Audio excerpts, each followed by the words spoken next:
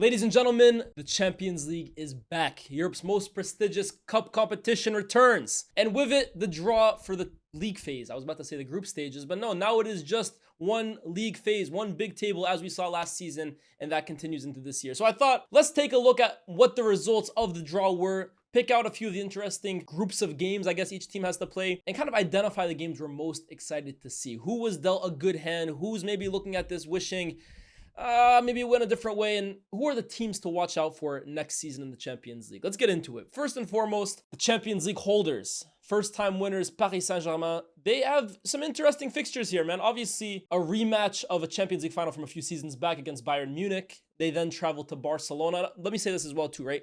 The order is not what it's going to be for their schedules, right? The schedules for these pots or these teams comes out on Saturday. These are just the sides that they're guaranteed to play.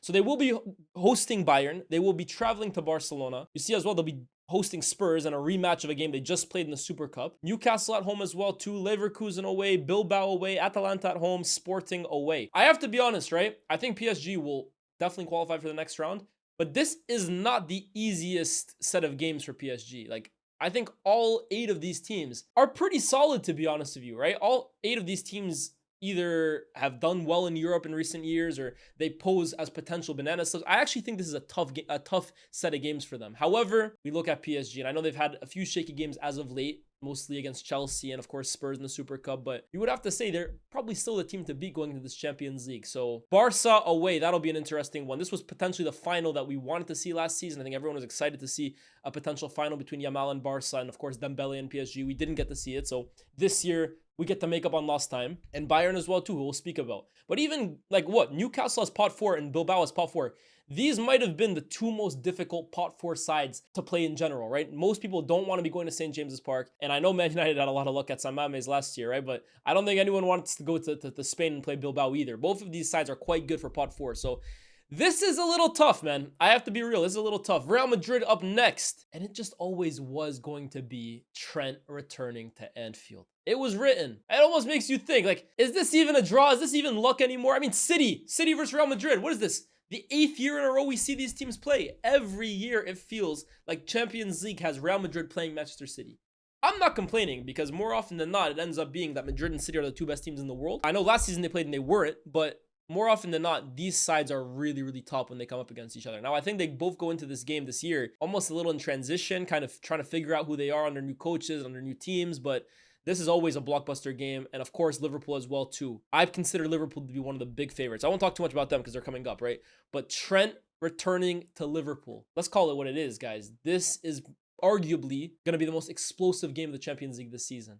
What kind of reception does Anfield have in store for him? Is he even going to start that game with the return of Dani Carvajal? What kind of reaction should he get from the fans? Should he be welcomed back well? I don't think he will be, but should he? I foresee this being not Figo-esque, because Figo was probably the most extreme return of a former player we'll ever see. But this is going to be a real vitriolic environment, in my opinion. Honestly, like, Liverpool made it no secret, and their fans made it no secret about how they viewed Trent leaving the club. And I don't foresee this being a happy welcome back for him. I actually think Liverpool will beat Madrid away. But look, Madrid, man, last season, I think we all looked at them with Mbappe. We all looked at them as the reigning champions and thought to ourselves, they are the team to beat in the competition. However, along with PSG, they didn't even make the top 8. They barely scraped by through the qualifiers by the skin of their teeth. And they rode their luck a lot, right? Like, they beat City. They narrowly squeezed past Atletico before just getting thumped by Arsenal. So this season, there's a lot of pressure on everyone affiliated with Real Madrid. Can they kind of return to the top of European football, which has to be the goal for them every single season? We'll see. The big 3 though, Juve, Liverpool, City, even Monaco, we'll see with them as well too. Decent group. I wouldn't say it's the hardest, but I also still think it is a very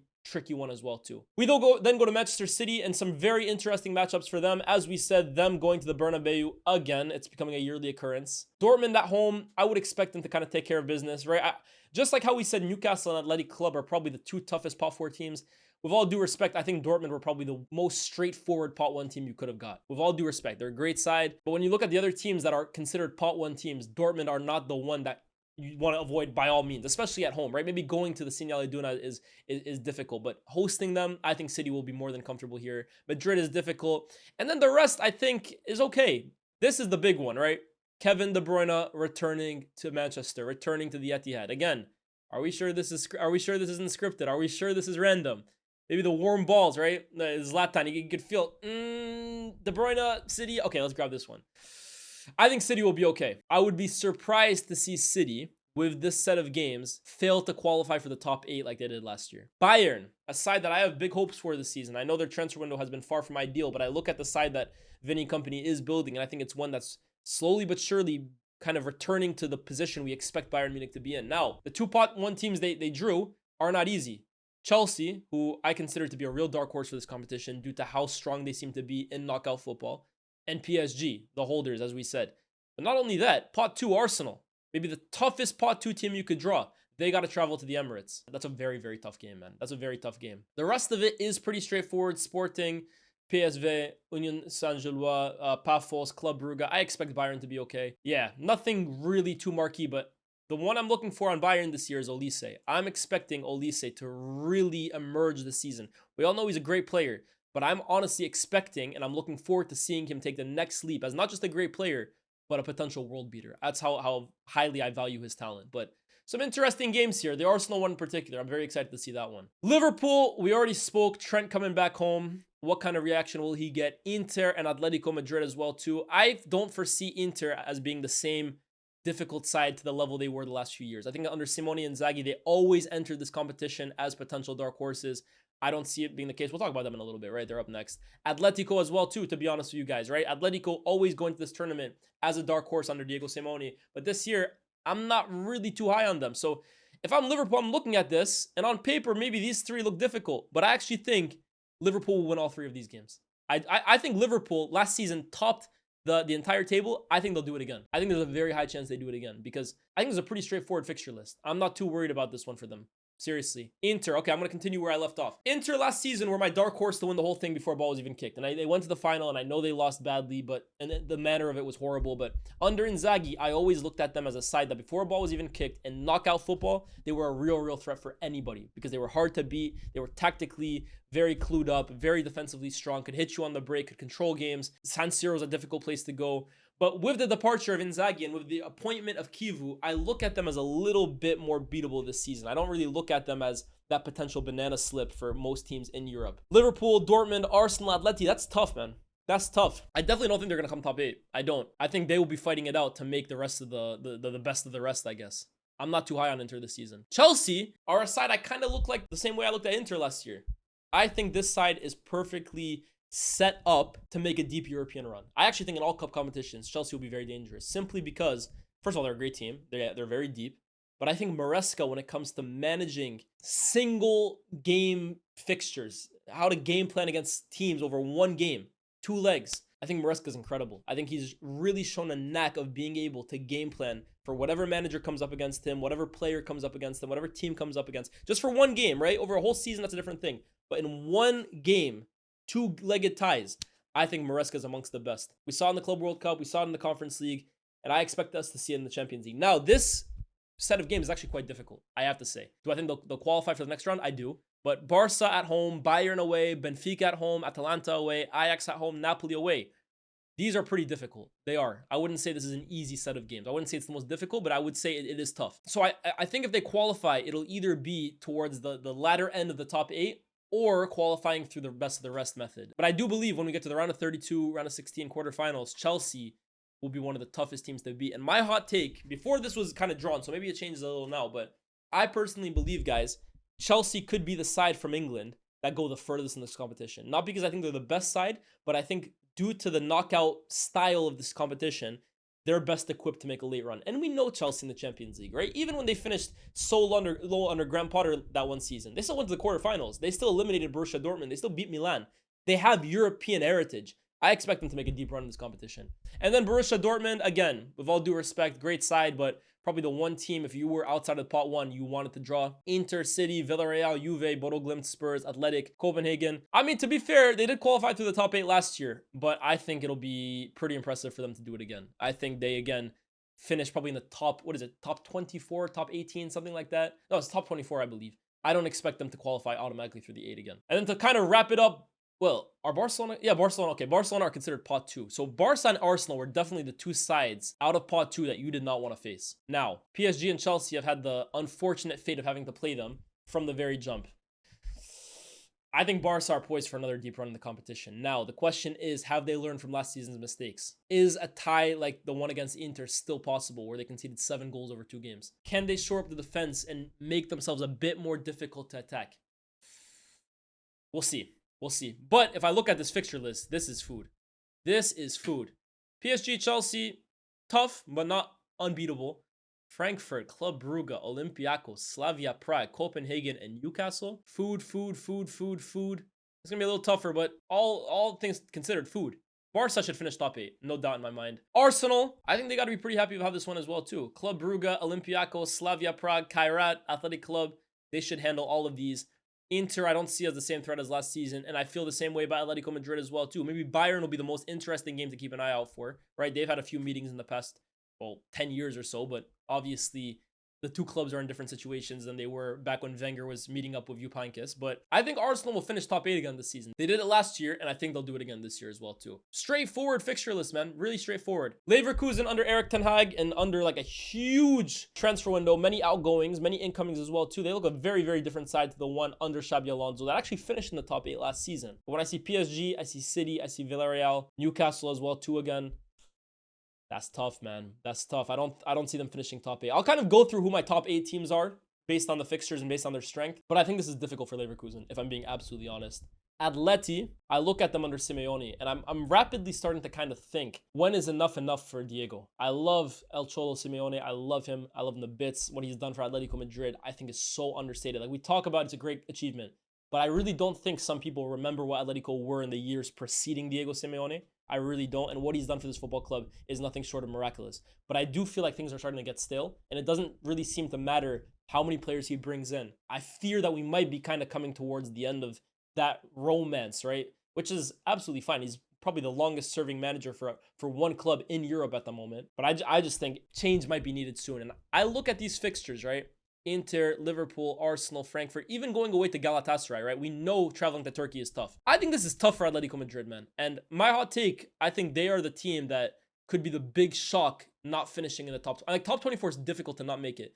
But I think these guys could be that team that finished like 22nd, 21st. In fact, last year, am I bugging or did they not even qualify for the next round? I feel like Atletico Madrid last season, did they not qualify for the next round of the Champions League?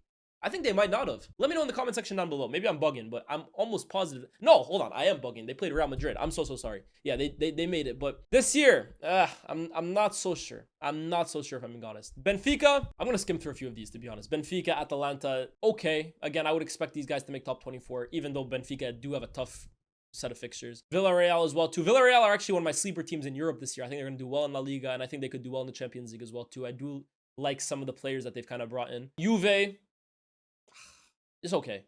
It's okay for Juve. It's okay. Frankfurt, that's tough. That's tough, man. These are tough. Liverpool, Barca, Atalanta, Atleti, Tottenham, Napoli, Galatasaray. That is difficult for Frankfurt. And then Club Brugge as well, too. Now, Spurs. This is the side I really wanted to focus on because under Thomas Frank, I'm really impressed with what I've seen the first few weeks. I think they're defensively strong. They're organized. They're athletic. They know their system pretty well. And I look at this, right? And bar PSG away.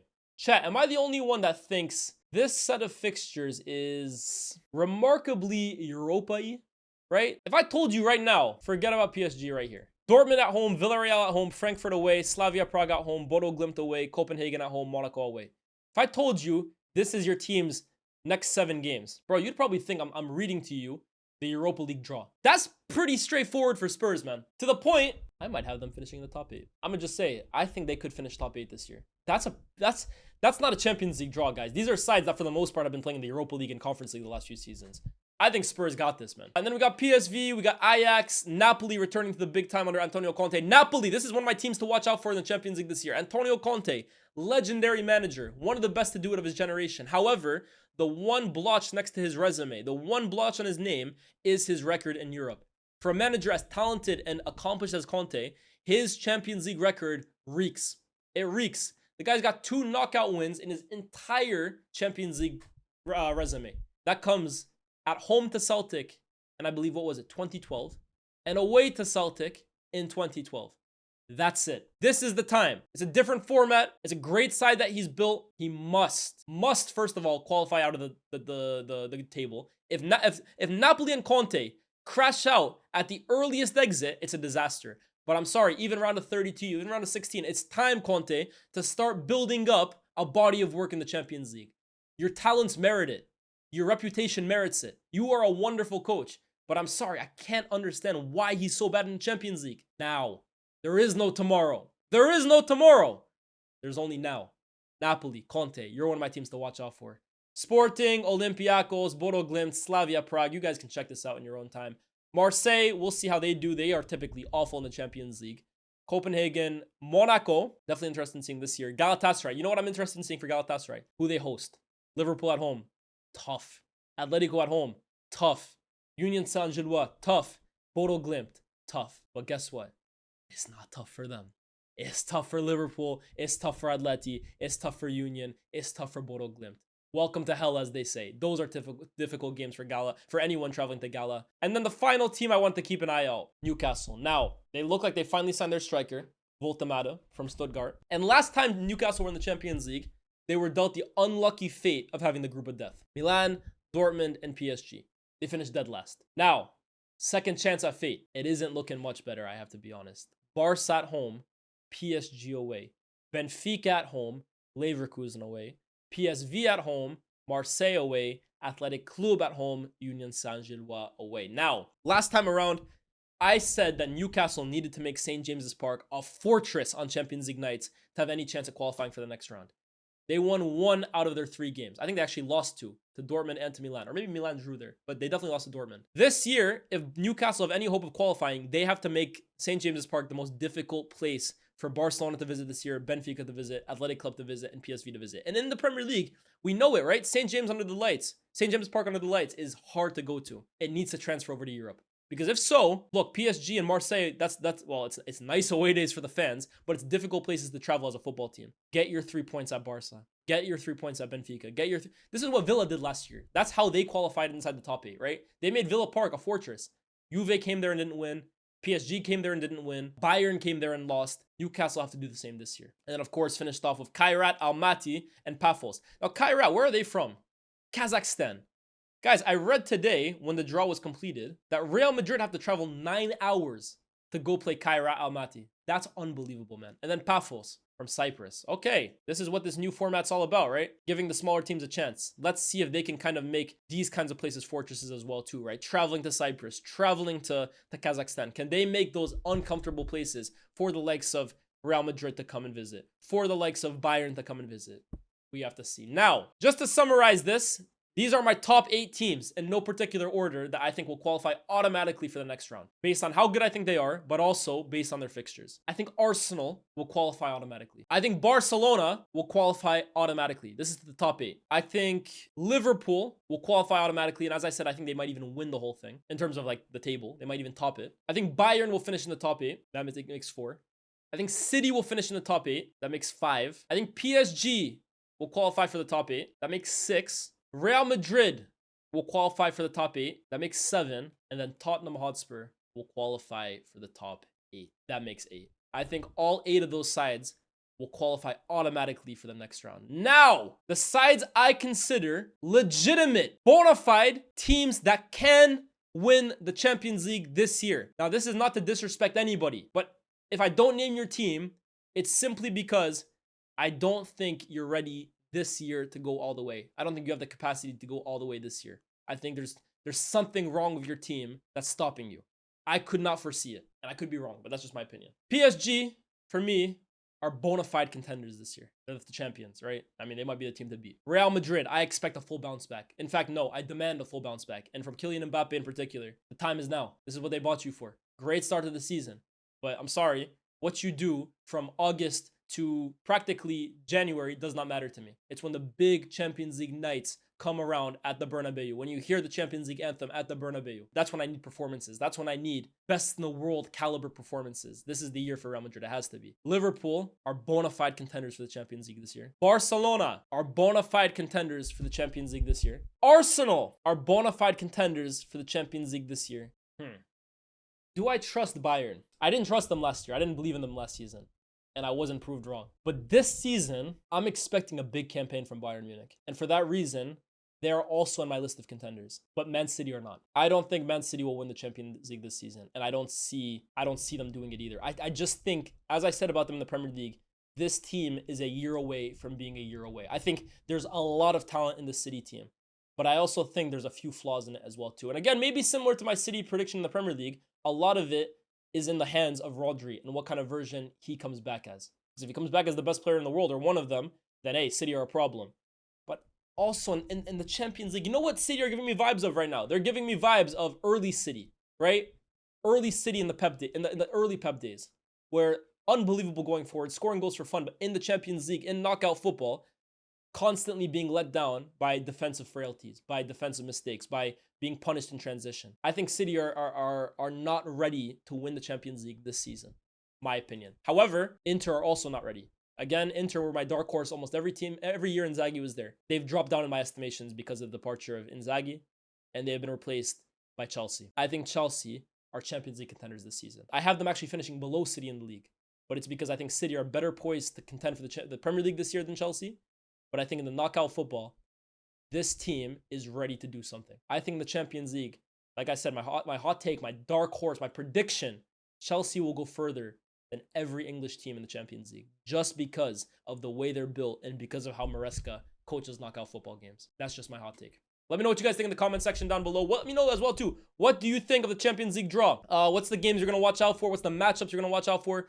And who are your dark horses? Who are your favorites? And who are the teams you think are going to sneakily disappoint this year? Like, share, subscribe, guys. We're on a road to 80,000 subscribers. I'll see you guys very, very soon. Peace.